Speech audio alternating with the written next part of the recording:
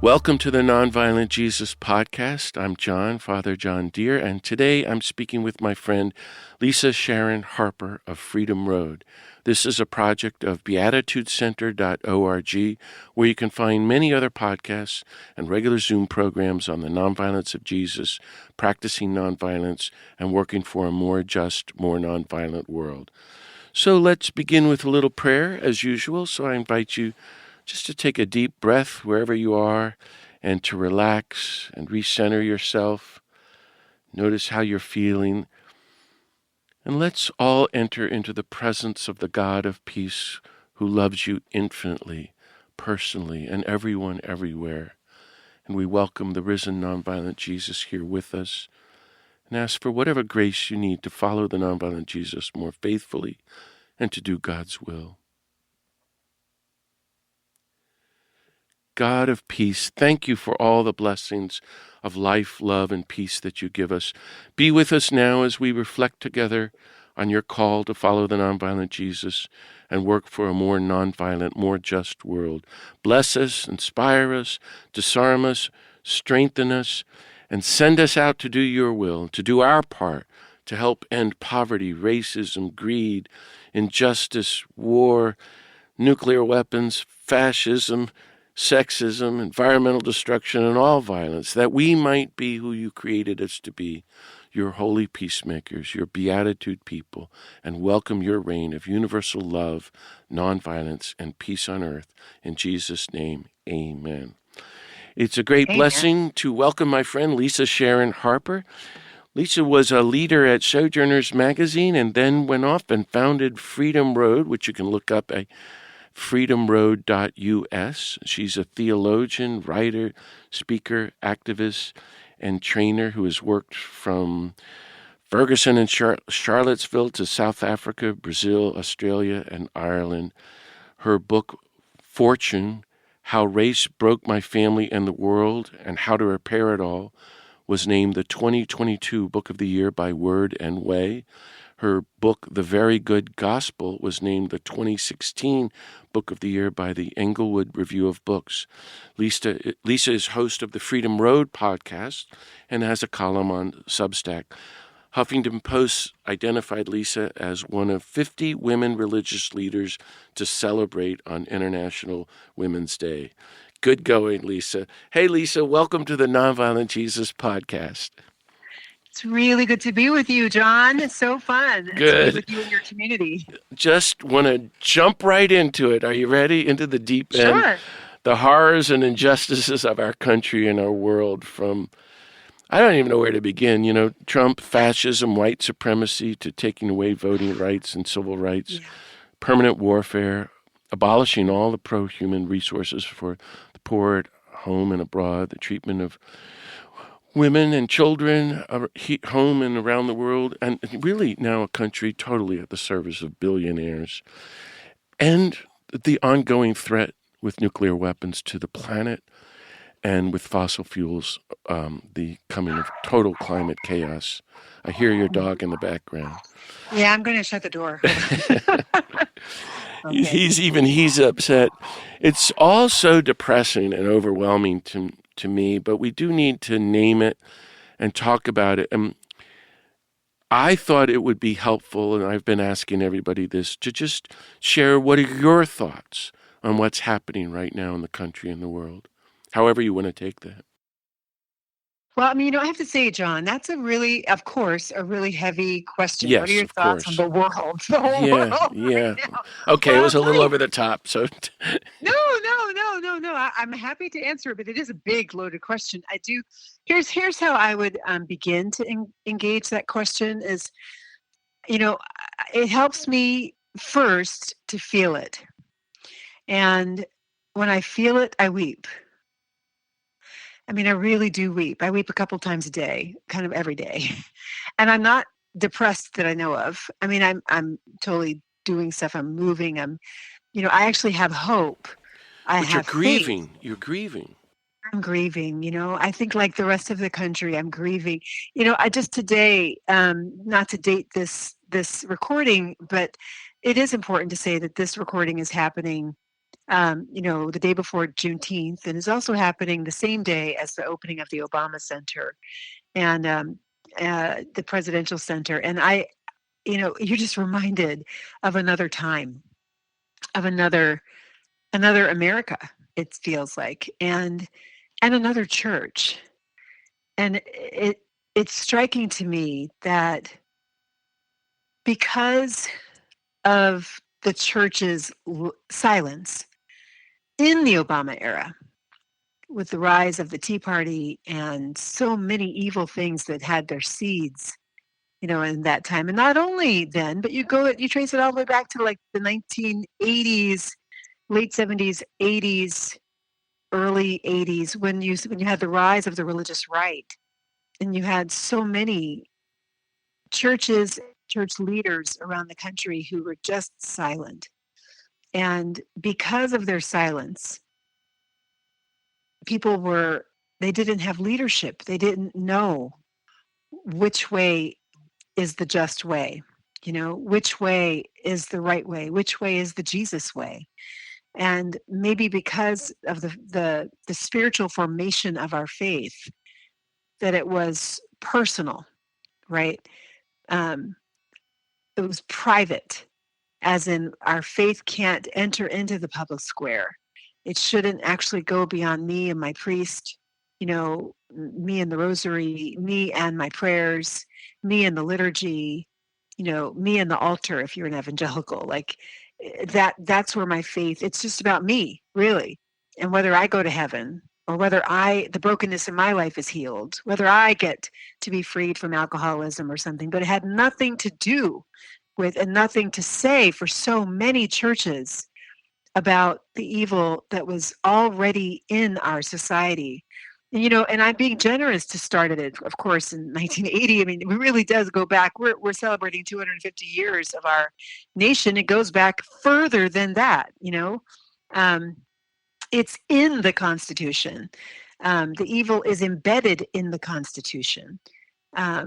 It's embedded in the reality of the 3/5 compromise, and the decision, the arguments and the decision that was made to protect the institution of slavery in the founding of our nation. That they could have, and some did argue, to abolish slavery 250 years ago, but they didn't. They chose not to. And so there's the seeds are here, and so we really shouldn't be surprised that they have come full. I mean, like, we literally have an overgrown garden of those seeds, if you can call it a garden.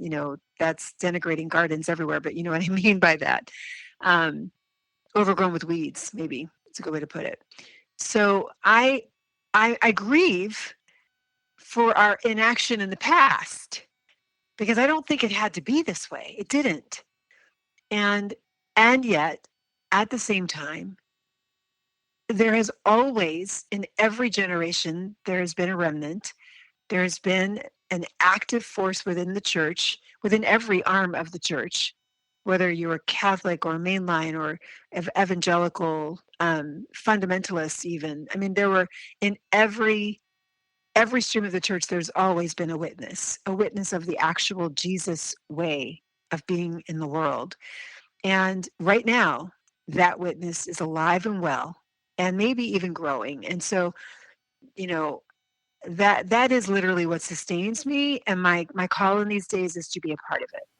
Wow, I'm so glad I asked you that. Thank you for your moving answer. And I know some of your journey, and we've spent time in jail together. We'll get to that. Yes. But yes. I would love to hear briefly some of your stories, especially from Ferguson and Charlottesville. So let's start with, I think it was August 2014, when Michael Brown was killed by the white policeman in Ferguson, and you went there.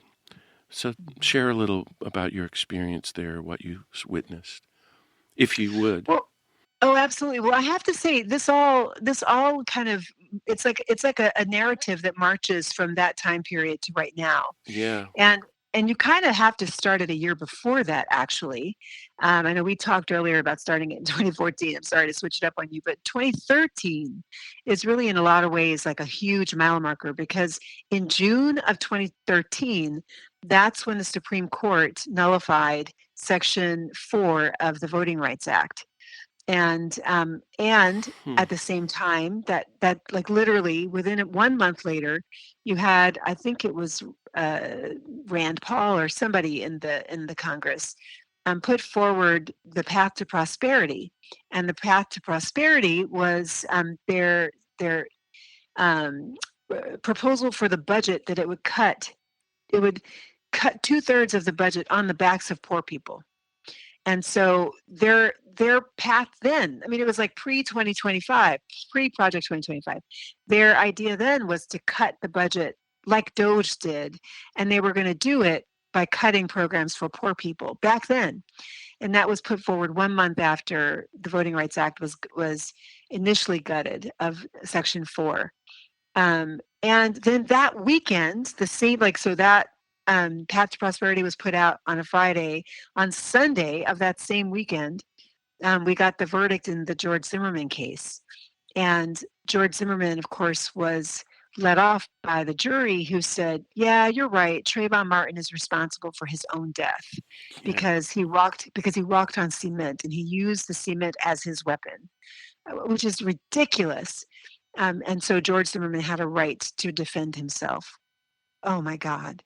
So just in 2013, in a 1 month period, you had all three major accomplishments of the civil rights era were hobbled.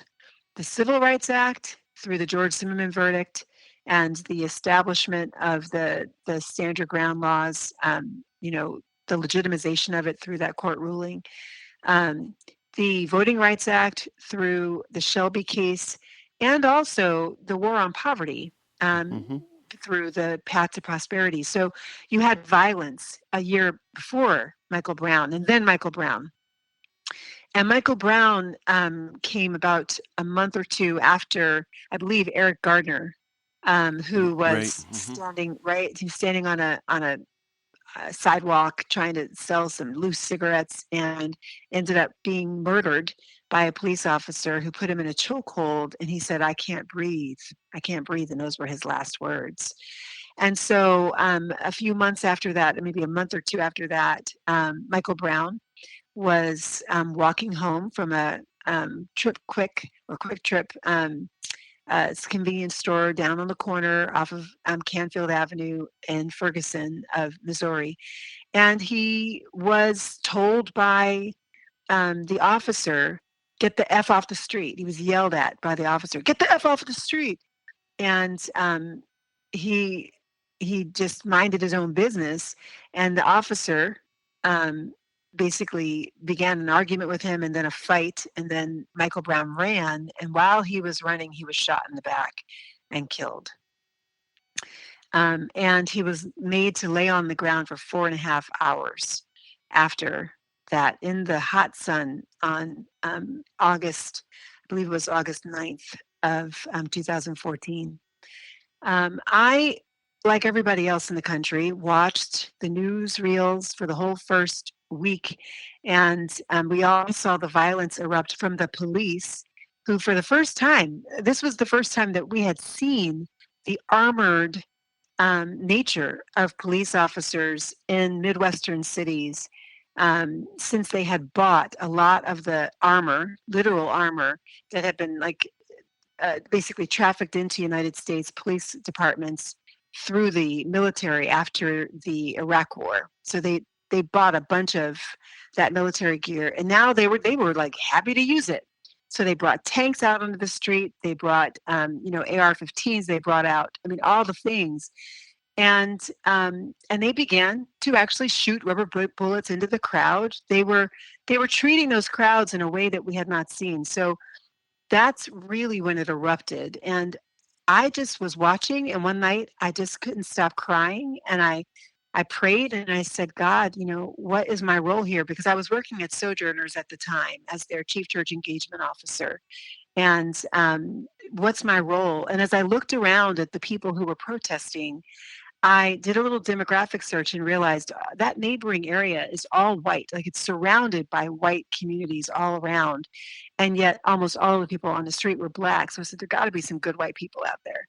So I discerned that my call was to go and to help multi-ethnic churches in particular to engage with the Hands Up, Don't Shoot movement. So a couple of weeks later, I flew into St. Louis, and while I was there, I was joined by Faith in Action, which is a really awesome faith-rooted organizing group across the country. They invited me to work with them over the course of that week. But I, on my own, through Sojourners, went out and actually just started to organize these multi-ethnic churches, mostly in the heart of St. Louis, to join the effort. And that really did garner fruit. It actually started a whole movement there called Faith and Justice. And they were very much integrated and partnered with um, the Ferguson movement. And to this day, those people's lives have been shaped by that. I think what they also, their faith life, their faith formation was changed by that experience. They began to talk about protests as like a liturgical experience, a sacred experience of connection with God. So, and I can attest that it's absolutely true that the confrontation with the powers that are hell bent on crushing the image of God on earth is one of the vocations of the church. And it is when we are engaged in that resistance work, nonviolent resistance work, when I believe we are standing in the center of our purpose. And Mm-hmm. and Well, fanning the glory of God. well, thank you. And then a couple of years later, you were in Charlottesville. So I looked up Yeah. the date. It's August 11th, 2017, when Yeah. 200 members of white supremacist, neo-Nazi, alt-right, pro-Confederate groups marched on the University of Virginia in Charlottesville with all kinds of horrible slogans like "White Lives Matter," "You will not replace us," and Mm-hmm. then "Unite the Right" rally was scheduled for the next day to protest the city council's removal of a Confederate monument dedicated to Robert E. Lee, and Yeah. that's when they're near Emancipation Park. Mm-hmm. Some of the white nationalists started attacking the crowd, and that led, as you know, to the killing of a 32-year-old white woman named Heather Heyer. And you Yeah. went there, or you were there. So tell I us was about there. that. Tell us about that. Yeah, I was there. I was actually invited to be a part of the witness of the interfaith, multi-faith witness that was going to be marching to the park. I don't know to this day what their original plan was, but they were told the morning that it began, the morning of the actual Unite the Right March at Emancipation Park, they were told by the police that whatever happened on the street, the police would not protect them. The police actually warned people they would not protect them. And remember, this is Virginia. So that's when I was reminded, oh yeah, that's right, we're in the South. And that's for real.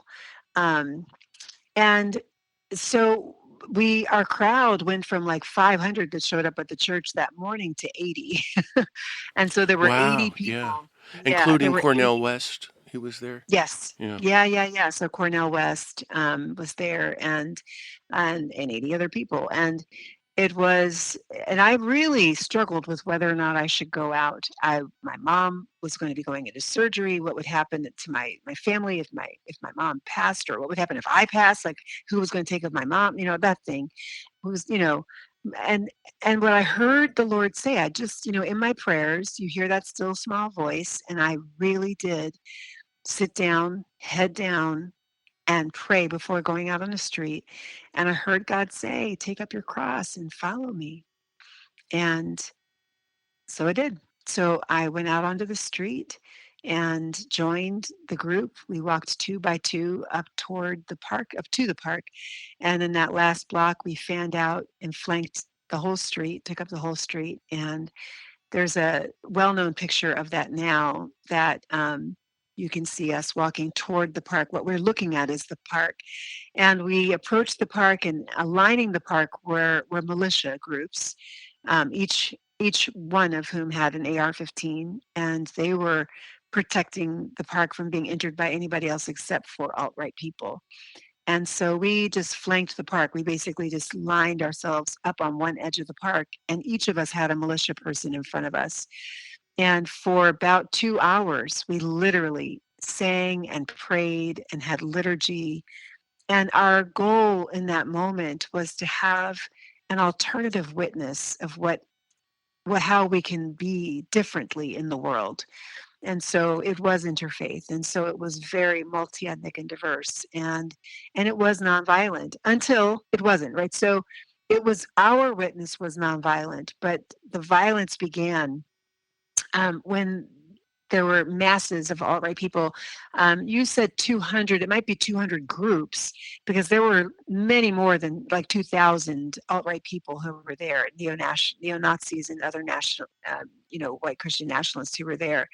And the thing that was so freaky about them, the night before that confrontation, we were doing a mass meeting at, I believe it was St. Paul's Church, Episcopal Church, across the street from the campus, where they had the Tiki Torch rally, that you also see really a lot of images of when you think about that event. We were having our mass meeting across the street, and while I was speaking, they had actually asked me to be the last speaker at the mass meeting, and while I was speaking, the Tiki Torch guys came and surrounded the church. Mm-hmm. I didn't know that at the time. I didn't know. But when I sat down, I was told, okay, they're going to try to hold everybody in the church because they don't want anybody to leave because they might get beat up or worse. And so we ended up just singing for, it felt like ever, just trying to hold the space and have nobody leave. Someone did leave, and they did get beat up. And but eventually it all dispersed. Brian McLaren was there as well, and Tracy Blackman was there, and Cornell West. And we all jumped in a car actually afterwards to go take Brian to his car, because he had parked way out kind of in the boonies and walked over. And while we were driving him to his car, we were just surrounded by Tiki Torch guys. It was the most freaky thing in the world. It was so weird because every last one of them looked like they could be a kid at our church, or in the boardroom of the nonprofit we work in, or, the banker behind the teller in the window at the bank. Literally, they just looked like normal white people, normal white boys, and men. And to know that these normal white men were actually Nazis was just surreal. So the next day, when we went out onto the street and we confronted them at the park, through nonviolence, it was truly a confrontation of the powers. And again, I felt the sacred nature of that vocation, of the confrontation with the powers. And when we were singing, the song we sang more than anything else was This Little Light of Mine. This little light of mine, I'm going to let it shine. Let it shine, let it shine, let it shine. And it really did feel like it was battle. It was nonviolent battle. I was inspired in the midst of it. Just looking at my counterpart, the militia person, I was inspired to remember that he also bears the image of God. I looked for the image of God behind his hateful eyes. And I called to him. I said, hey, hey. And he tried to ignore me. And we finally actually caught his eye. And I said, hey, I love you. And he was really taken aback. He kind of, his eyes bugged out. He didn't know what to say. And then he said, I know. And the next time I looked up, he wasn't there anymore. They had moved him. Yeah. Well, there's so much to talk about, Lisa, and we don't have too much time, but I want to ask you a few more questions, if I may. Um, Yeah. it wasn't too long after that, so one more story.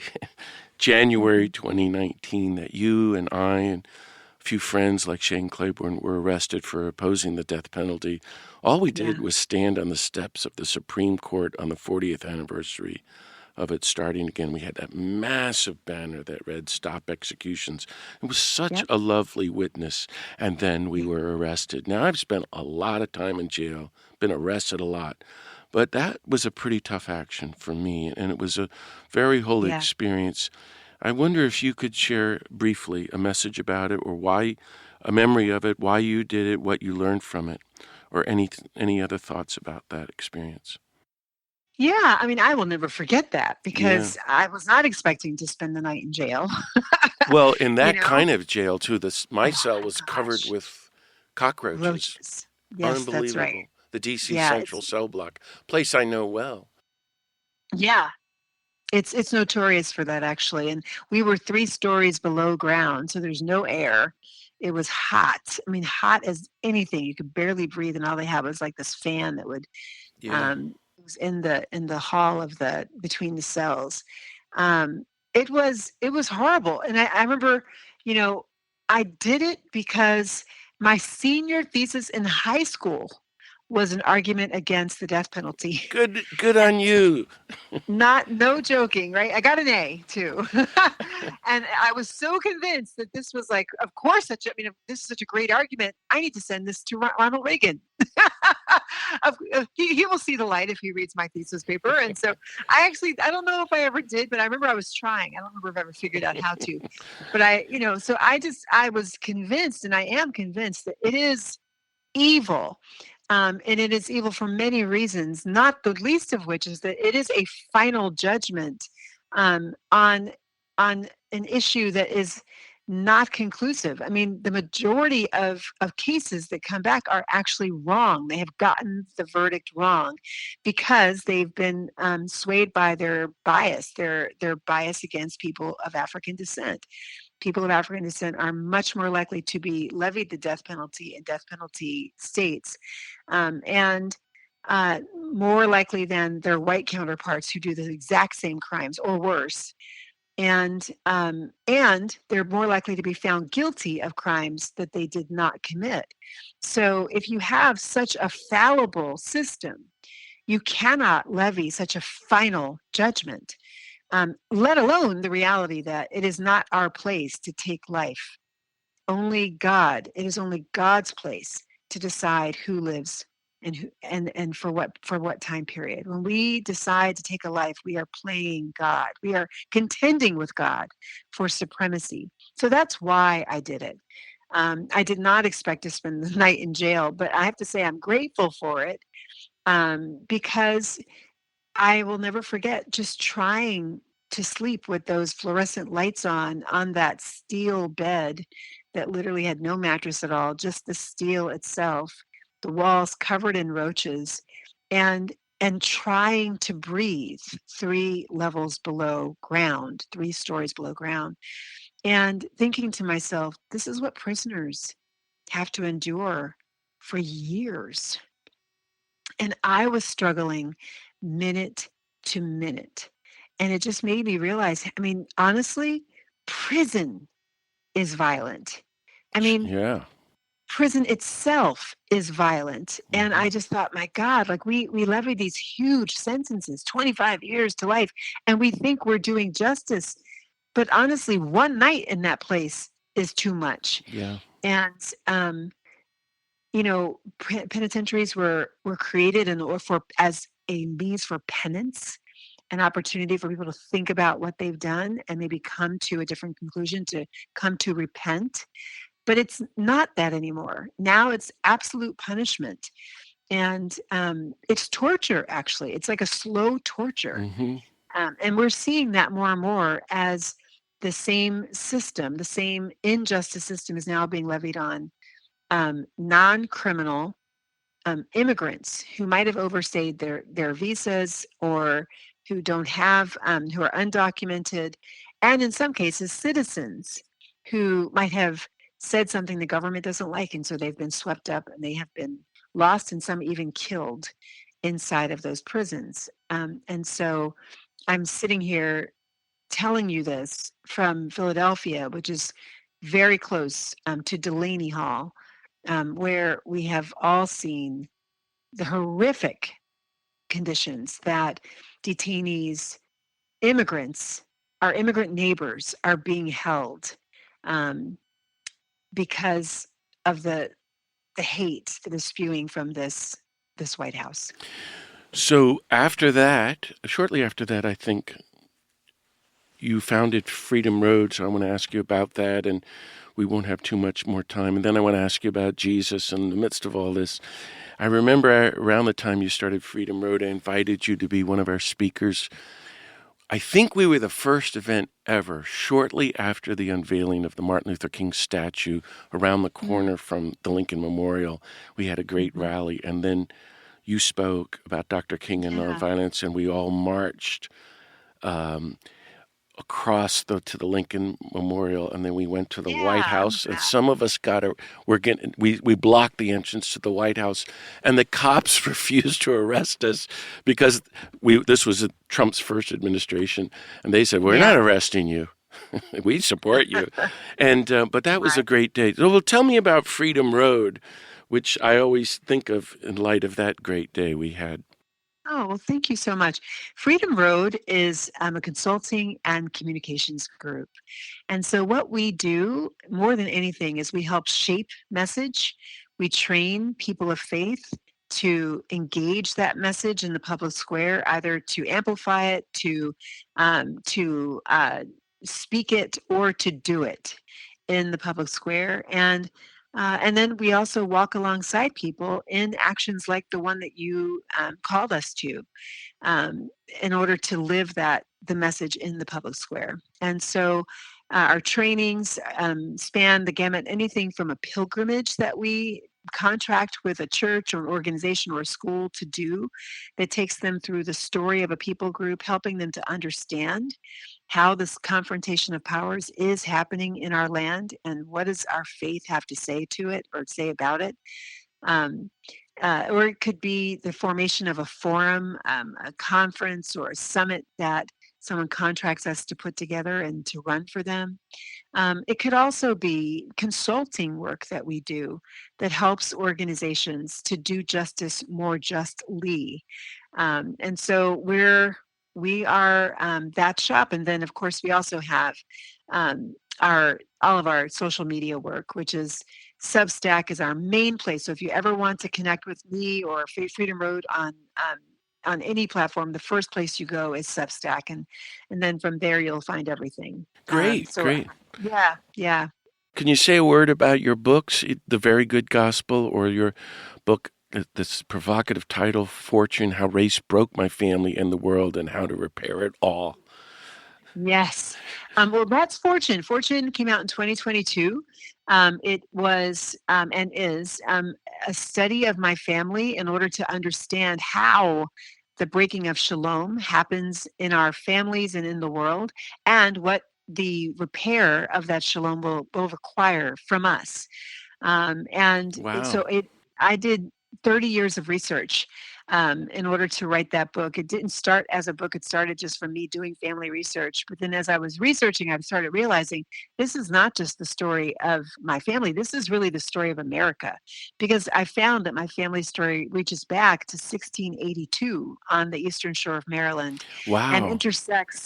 intersects with the very first race laws that were ever written. And so each chapter, for the first two parts of the book, each chapter goes through a particular generation and how their lives intersected with public policies that helped shape Oh, America that's and brilliant. what it did to their lives, right? And then finally, the last part of the book is 3 essays on truth telling, reparation, and the beloved community. And your book, The Very Good Gospel? The Very Good Gospel came out of like 13 years of wrestling over, what is the good news of Jesus? And when I took a pilgrimage in 2003, I was really struck at the end of that summer. It was a 4-week pilgrimage, if you can believe that, literally 4 weeks on a bus in lots of different hotels, going across the northern South for the first 2 weeks in the Cherokee Trail of Tears, and the deep South in the last 2 weeks for the African experience in America from slavery to civil rights. And I came to the end of that baffled by this singular question: what would my great great great grandmother, who was the last enslaved person in my family, how would she respond to my understanding of the good news at the time, which was God loves you and has a wonderful plan for your life, but you are sinful and therefore separated from God, and Jesus came to die to pay the penalty of your sin, and all you need to do is pray this little prayer and you get to go to heaven. What would she jump for joy from that message? And when honest with myself, I had to say no. So then that led me into 13 years of investigating the biblical concept of shalom that brings together justice and the gospel all into one, under one umbrella of a concept. And you begin to understand how this all works together. So that book is my attempt to understand the biblical concept of shalom and to share it with the church. Oh, that's great. Just what we need. And so my last question would be about Jesus. As you know, throughout my life, I've been trying to teach and study and promote, in particular, the nonviolence of Jesus, because all these Christians were so insane with violence and whatever your favorite variety is. Yeah. So let me just ask you to share, however you want, any insights you might have about the nonviolence of Jesus, his passion for justice, his total inclusivity, I call it universal compassion, universal love, and his public peacemaking, and his steadfast nonviolent resistance to empire, which is why he was executed. And then I think even resurrection of the nonviolent Jesus is all about nonviolence, because it means you can have nothing to do with death. Lisa, give me your take on the nonviolence of Jesus and what that means for us as Christians today in the world of Trump. Well, I think it's really important to place Jesus in his actual context and to understand him there. That Jesus was an indigenous man. Jesus was indigenous to the land. Jesus was a colonized man, serially colonized by multiple different empires, his people. His people had been serially enslaved, and he lived as a subject within the Roman Empire, not a citizen, a subject. And that empire believed, as Plato and Aristotle did, especially Aristotle, that there was a hierarchy of human belonging.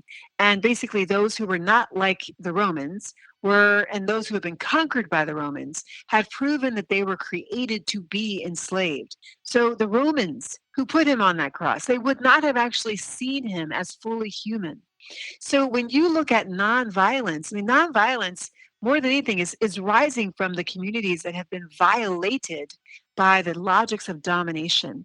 And so empire and colonization have come in, and they have done violence in order to subjugate and control people so they can extract from the land, and they can extract both goods from the land and people from the land for their own good. Nonviolence is the way to fight back for people who are not on the upside of empire, because you don't have an army to fight for you. And you begin to understand the value of coalition, the value of bringing different people groups together. And that is really what Jesus did. Even when you look at his 12 disciples, they were this ragtag coalition. They had different factions of groups that were at war with each other inside of the Jewish community at that time, the Israel community. And yet Jesus brought them together to be the 12. Well, that 12 did not start as the 12. They were created. And just even like the makeup of the 12 is a nonviolent strategy. And it's a nonviolent way of life. So I'm instructed more than anything else in terms of nonviolence by Jesus's Sermon on the Mount and the Beatitudes. And I really do believe that when he said, "Blessed are the peacemakers, for theirs is the kingdom of God." They shall inherit the earth.